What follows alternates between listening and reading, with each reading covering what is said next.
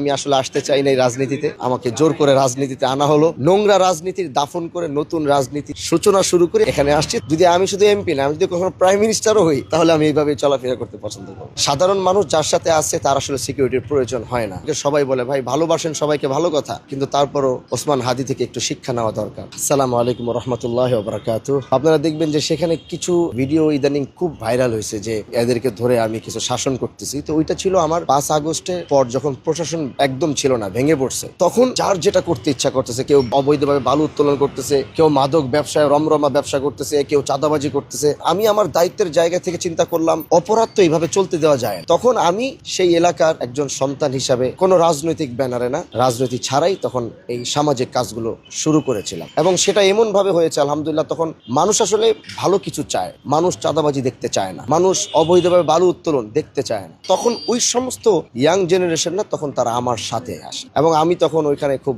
Strong একটা field তৈরি হয় এবং আমরা আমাদের এই পুরো শক্তিটাকে অন্যায় কাজের সাথে না লাগিয়ে আমরা গরিবের পক্ষে, মজলুমের পক্ষে এইসব জায়গাতে গিয়ে তখন আমরা এগুলোতে কাজে লাগাইছি। এবং ওইটার পরেই তো আলহামদুলিল্লাহ তারপরে আমাকে জোর করে রাজনীতিতে আনা হলো, খুব ফোর্স করে আমাকে। আমি আসলে আসতে চাই না এই রাজনীতিতে, কিন্তু এলাকার মানুষ, সর্বস্তরের মানুষ খুব ফোর্স করছে যে আপনার আসতে হবে। দেশের কথা চিন্তা করে, মানুষের কথা চিন্তা করে, দেশকে ভালোবেসে নোংরা রাজনীতির দাফন করে নতুন রাজনীতিতে সূচনা শুরু করে আমি আসলে এখানে আসছি। তো আলহামদুলিল্লাহ আল্লাহ তো এখন কবুল করছে। আমি যখন কোথাও চাঁদাবাজি বা এগুলো দেখি, তখন আমি এর আগে থানাকে ইনফর্ম করেছি, আমাদের এসএলএন আছে, যারা আছে তাদেরকে ইনফর্ম করেছি যে আমি ওই জায়গায় সরজমিনে আমি দেখতে চাই ওখানে চাঁদাবাজি হচ্ছে কিনা। যখন আমি সরজমিনে ওখানে যাই, তো অবশ্যই আমি পার্লামেন্ট মেম্বার, কিন্তু তারপরও আইনের একটা বিষয় আছে, যেহেতু আমার ওখানে প্রশাসন আছে, দায়িত্বশীলরা আছে, তখন আমি তাদেরকে সাথে রাখি এবং একজন অ্যাজ এ পার্লামেন্ট মেম্বার হিসেবে আমি সরাসরি গিয়ে জিজ্ঞাসা করি, যদি আইনানুগ কোনো অপরাধ দেখি, সাথে সাথে এখানে ওসি থাকে বা সেখানে ম্যাজিস্ট্রেট থাকবে, সেখানে পুলিশ, তাদেরকে ধরিয়ে দিয়ে তখন